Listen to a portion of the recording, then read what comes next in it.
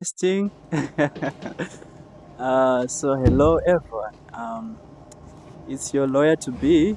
Yeah, I'm almost a lawyer. I'm graduating in September by the grace of God. So yeah, it's your lawyer to be, Genius the First, and welcome to my very first video on YouTube.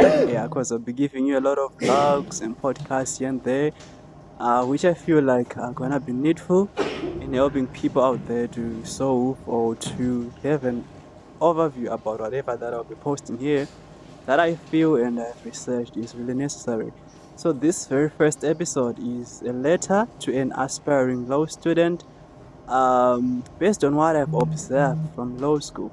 Because when you get to a specific place, sometimes what you expect to see is not really what you see there. You're actually disillusioned. And it's too bad if it's in the negative, because you might actually discover that no, I was not really born to be a lawyer. Law is not my thing. But you're already maybe at law school. You've already wasted your time. You've already started. So I just want to give you some insight into what I've observed, by just starting with a little brief background of how I came to become a law student. So I wrote my examinations in 2020, which spilled into 2021. And when I got 15 points to study law at UZ, trust me, I was the happiest person on the planet. You might actually think that it's easy to come out with 15 points, right? But during my time, it was not so easy to come out with 15 points. I mean, a whole class, like with some schools, like where I learned, you could actually have one art student with 15 points, or maybe just five students, the whole school with 15 points. So that's how it was.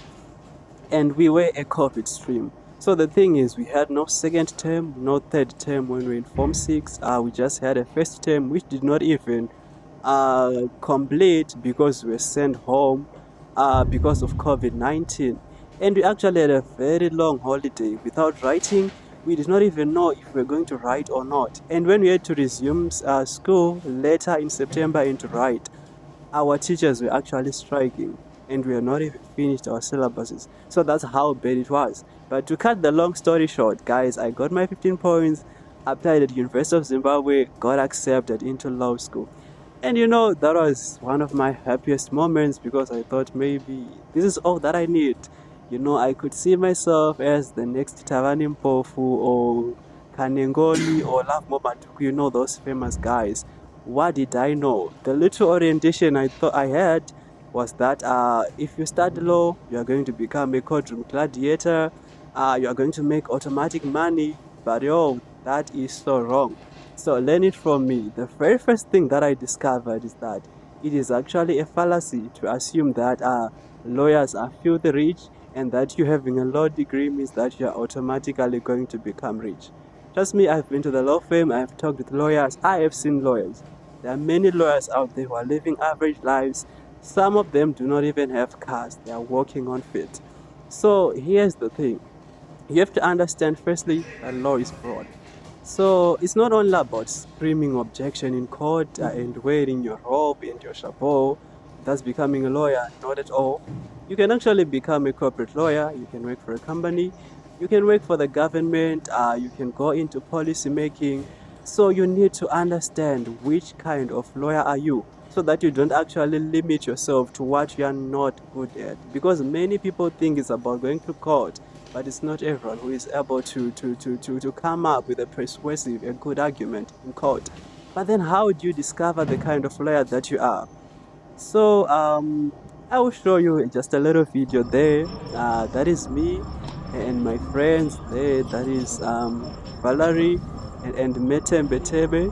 So we're going to Blawayo. It was a moot court competition, and we're going to represent the school. It was our first time. I was in my final year. Mete was in his final year, and Valerie there, she was in part one.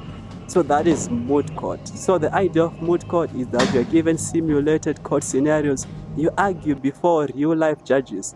Then you get to test the persuasive nature of your argument, how good of a researcher you are. That to help you understand if you are a researcher, an orator, or you are just not into the court. So this is something that you have to do. Make sure that for every activity that is offered by the faculty, you engage yourself. If it's moot court, try it. If it's presenting, then try it. If your lecturers need volunteers, go and volunteer, because this is a phase whereby you're going to discover yourself. Don't limit yourself to the traditional norm or what your parents or your friends or relatives are expecting from you. Number two, you have to leverage on your networks as much as you can. Because trust me, there are a lot of students in my class who are actually working. I don't have a job, yeah, I do have internship over the holidays at least. But they're actually students already working. They're still going to school, but they're already working, making money, and they're getting real life experience on top of the money, because it's not always about the money. You need to build your experience. You need to learn a lot. You need to read, get exposed to drafting, get to talk to lawyers, get to talk to real life clients. But the thing is, try to reach out as much as you can, because from this pool of people, that's where you meet your potential clients, your potential employers. And when you meet these people, always think about, so how am I going to add value to this person? Because in this generation, we're always thinking about money, right? So if I meet this famous guy, if he employs me, then I'm going to make a lot of money. But no, you can't get money if you don't have value. You need to add value to that person. How do you do that? Read, research, make sure that you understand basic things, contract law, policy formulation, and how do you even leverage and increase your network. So apart from reaching out to your lecturers, talking to them and making sure that they know you, utilize your LinkedIn and your social media instead of posting yourself at the pool or at parties. Of course, yeah, it's important. We're young people, but you have to remember your core at the end of the day. Post that understanding of contract that you got from your lecturer. Basic mistakes that people make that crucify them in contract law, important clauses of a contract, explain people policy, new laws that will be coming up, because this will sharpen your research skills, and this will also expose you to potential clients and potential employers, because people would have confidence in you that, what, this person knows what they are doing. So it's not just about posting jargon, because I've noticed that many lawyers have this fling of posting jargon. But it's not really about the jargon, but it's about the persuasive nature of your argument. How much do you know the law? So show them that this is something that you're passionate about. You know what you're doing. And still on networks, allow me to speak about the issue of friends. You need class friends. These are the people that you can study with. These are the people who can actually sharpen you. And law school can get hectic sometimes. You feel like overwhelmed. But these people will help you to laugh through the pain.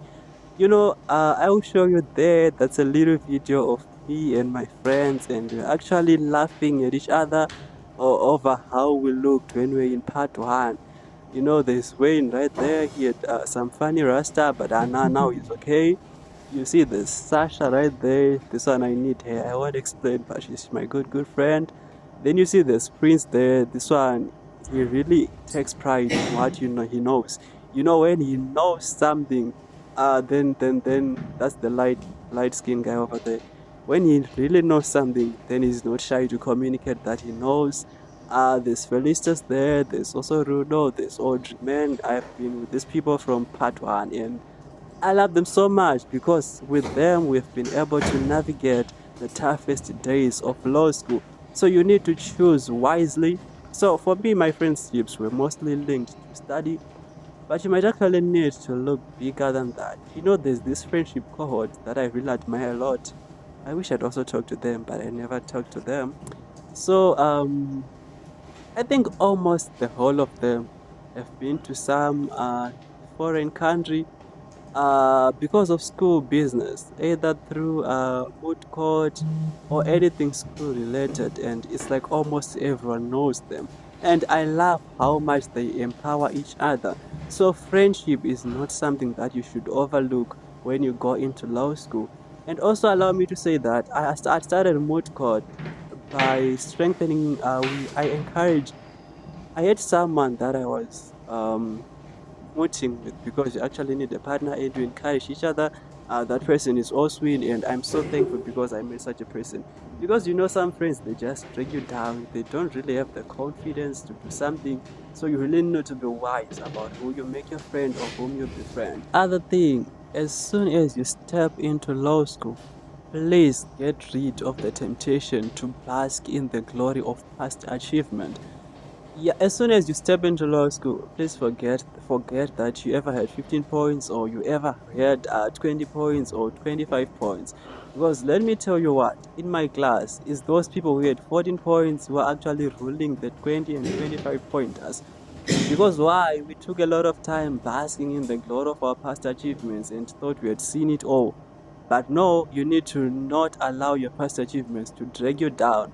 Let the library become your friend. Read as much as you can. Just try out anything that comes your way. You will be sharpening yourself, you will be exposing yourself to people, and you will be building confidence.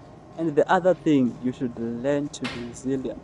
I don't want to threaten you, but in law school, they're just those lecturers who are just there to drain you. They just enjoy draining students. So you need to be resilient, and also you need to have so much faith in God because when you put God first in whatever you do, you understand that He who started a good thing in you will watch over it until completion. So I will show you a video right there. I will not tell you which level we're in, but I'm sure you can see that everyone right there is sleepy and we're literally yawning. Guys, we were so tired, we were being drained. Uh, it was just hellish, but the good thing is everyone in that video passed and we did not repeat and we managed to proceed. And it's not really like those lecturers, though, are there to slaughter you or to make your life difficult. They just want you to train you for the rigorous nature that is the legal profession. Because sometimes you're required to draft heads of argument, which needs maybe 30 pages overnight, which means you have to be ready to not sleep. Because I remember when we went for moot court in Blawayo, like I stated earlier, we had no argument because we thought we were not going to compete. We had exams, so things changed overnight and we just had to go. We spent the entire night working on our arguments. Well, unfortunately, we couldn't win. We got semi-final. Yeah, so we have a third prize, third first prize. I will show you the shield there and the pictures. So, in as much as we did not win, we're so proud of ourselves because it was massive teamwork there. We were so resilient and we stood up to the task. So, yeah, you need to be ready to face something of that sort. So you must understand that as soon as you step into law school, that's when your lawyering journey actually starts. University of Zimbabwe has a legal aid clinic. Just create some time and go to that clinic. Volunteer your time and your services. It will help you.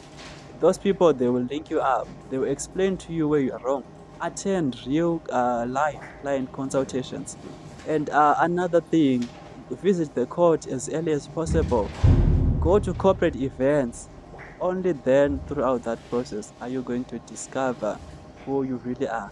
So, thank you so much for giving your listening ears because I feel like this is something that I did not have when I started law school, and I had to discover at some point when it was even too late. But I don't want you to go through the same situation that I was through.